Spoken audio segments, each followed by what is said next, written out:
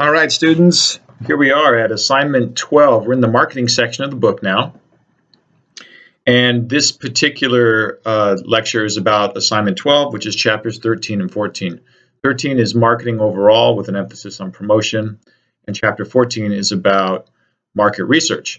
And lucky you, I've done both of these positions in my long marketing career. I was a product manager, account executive, local store marketing manager, marketing director, and senior research analyst in the market research department for Jack in the Box, as well as product manager. So I've done all the marketing pieces. I can speak to this. A couple of things out of this for this assignment.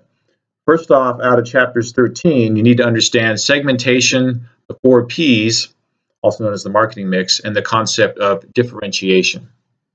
And then out of chapter 14, the market research chapter, you need to understand primary versus secondary research and quantitative versus qualitative research questions. So let me top line all of those for you right now. First off, out of chapter 13, segmentation. And there's a good written definition for you on this in the actual assignment itself. So in its broadest definition, segmentation, you think of a large piece of pie, and maybe it's bicycle riders, everybody who rides a bike, young, old, different countries.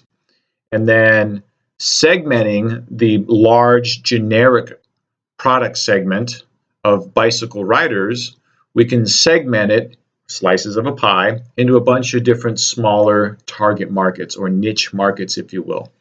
There would be kids riding bikes. There would be older men 25 plus riding mountain bikes. So you can segment by type of product, which is what we normally think about: kids bikes, mountain bikes, road bikes, electric bikes, beach cruisers. But more commonly, marketers segment by type of user, not by the product. The product is the end result of the segmentation exercise. So you start by finding a segment of customers that have an unmet need, and can you fill that need with a product?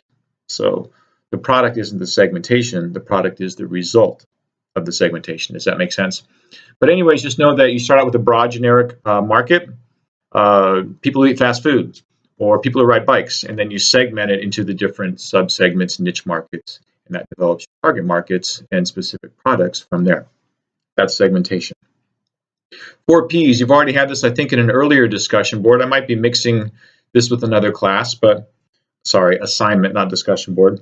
But the 4 Ps stands for product, price, place, and promotion. The 4 Ps, product, price, place, promotion. That's also called the marketing mix, which means this is what marketing in a company, the marketing department in an organization, is responsible for. They determine the product, how to price the product, how to promote the product, and also how they're going to sell in what distribution channel, retail, internet, wholesale, are they going to sell the product, the place. That's the 4 Ps, also known as the marketing mix. Those terms are interchangeable.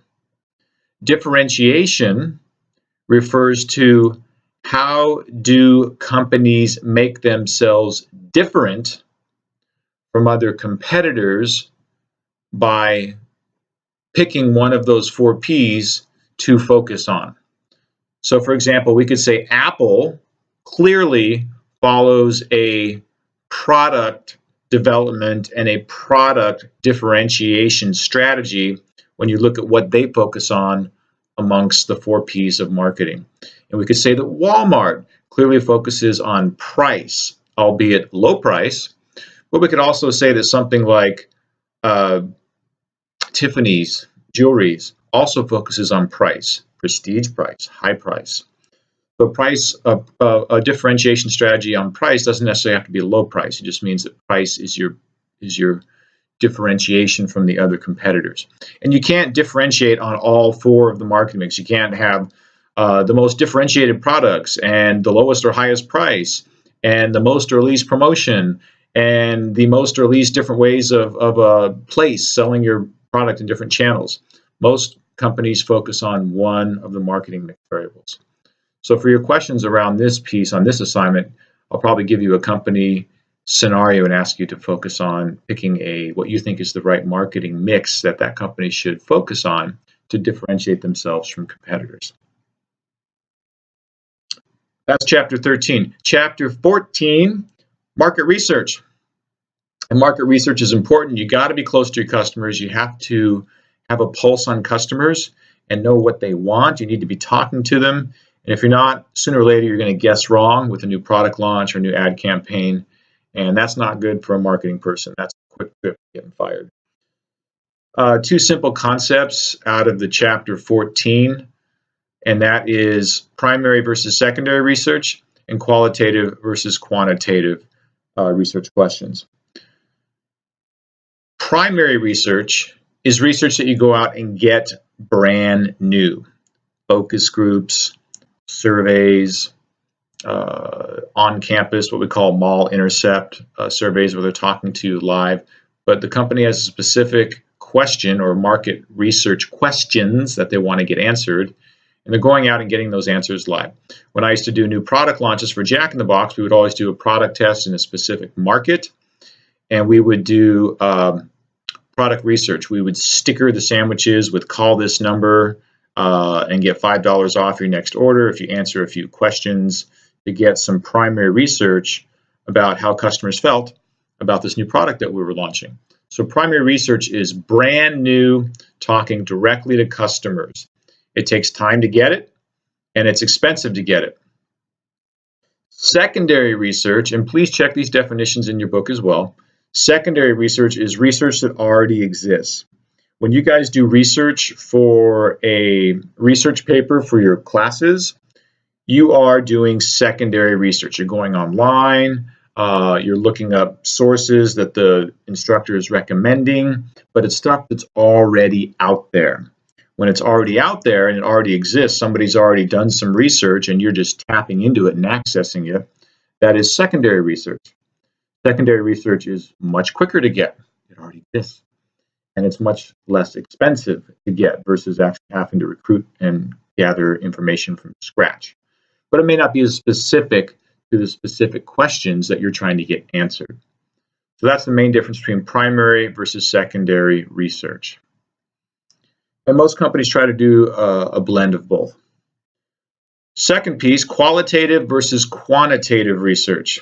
Quant is Latin, numbers. Qual is more open-ended, getting people's feedback. Quantitative research, starting with that one, is when you're asking what we call closed-ended questions. Did you like this product? Yes or no?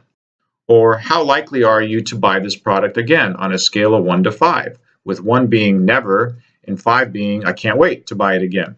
So you've probably had these types of questions. You have to choose a specific answer, yes or no, or a 1, 2, 3, 4, 5 response on a scale of 1 to 5 on a scaled questions. Quantitative questions are close-ended. You have to make a specific choice. And that enables researchers to quickly summarize those responses into statistically valid data. For example, we can say, hey, we surveyed 200 people about this new sandwich that we want to launch, and 80% of the people we researched said that they would be somewhat likely to very likely to buy this product if it were launched, if it were available in the stores. So that's good news.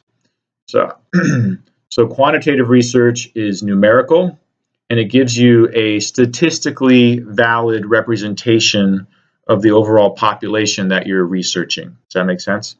And it's easily and quickly summed up into statistical feedback. 80% said yes, 20% said no, 70% said they would buy it again, 80% said they hated this new product. 34% of the people we surveyed said that research numbers are wrong 80% of the time. Never mind.